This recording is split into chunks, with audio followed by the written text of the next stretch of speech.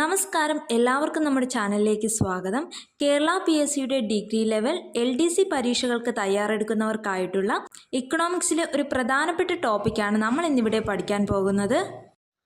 ഇതിൻ്റെ part 1 video കണ്ടിട്ടില്ലാത്തവർ തീർച്ചയായും ആ വീഡിയോ കാണുക. മറ്റൊരു നാഷണൽ ഇൻകം ഇൻഡിക്കേറ്ററാണ് GNP അഥവാ ഗ്രോസ് നാഷണൽ പ്രൊഡക്റ്റ്. മലയാളത്തിൽ അതിനെ മൊത്ത ദേശീയ ഉൽപ്പന്നം എന്ന് വിളിക്കുന്നു.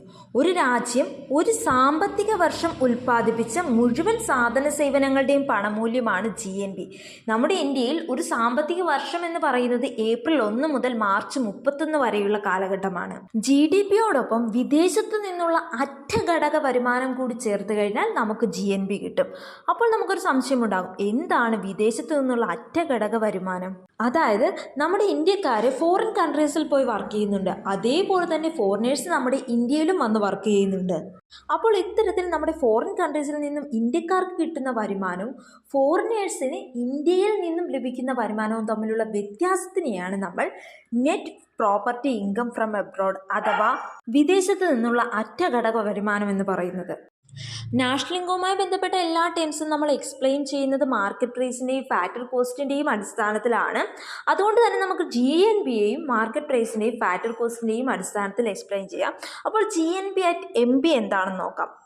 GNP അറ്റ് MB എന്നാൽ തേയ്മാനം പ്ലസ് വിദേശത്ത് നിന്നുള്ള അറ്റ ഘടക വരുമാനം പ്ലസ് ആഭ്യന്തര ഘടക വരുമാനം പ്ലസ് അറ്റ പരോക്ഷ നികുതികൾ. GNP MBയിൽ നിന്നും അറ്റ പരോക്ഷ നികുതി കുറച്ച് കഴിഞ്ഞാൽ നമുക്ക് കിട്ടുന്ന വാല്യൂ ആണ് GNP FC അഥവാ GNP at factor cost. National ഇൻകവുമായി ബന്ധപ്പെട്ട മറ്റൊരു പ്രധാനപ്പെട്ട ഇൻഡിക്കേറ്ററാണ് NNP നെറ്റ് നാഷണൽ പ്രൊഡക്റ്റ് അഥവാ അറ്റ ദേശീയ ഉൽപ്പന്നം.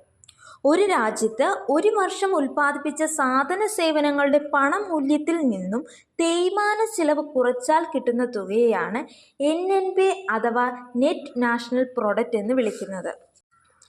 ഇവിടെ NNP അറ്റ് MB എന്ന് പറയുന്നത് GNP അറ്റ് MBയിൽ നിന്നും തേയ്മാന ചിലവ് കുറയ്ക്കുന്നതാണ്. അതേസമയം NNP അറ്റ് FC എന്ന് പറയുന്നത് NNP അറ്റ് MBയിൽ നിന്നും അറ്റ പരോക്ഷ നികുതി കുറയ്ക്കുന്നതാണ്. നിങ്ങൾക്ക് ഈ വീഡിയോ ഉപകാരപ്രദമായെങ്കിൽ തീർച്ചയായും നിങ്ങൾ ലൈക്ക് ചെയ്യുക, ഷെയർ ചെയ്യുക, കമൻറ്റ് ചെയ്യുക, സബ്സ്ക്രൈബ് ചെയ്യുക. താങ്ക്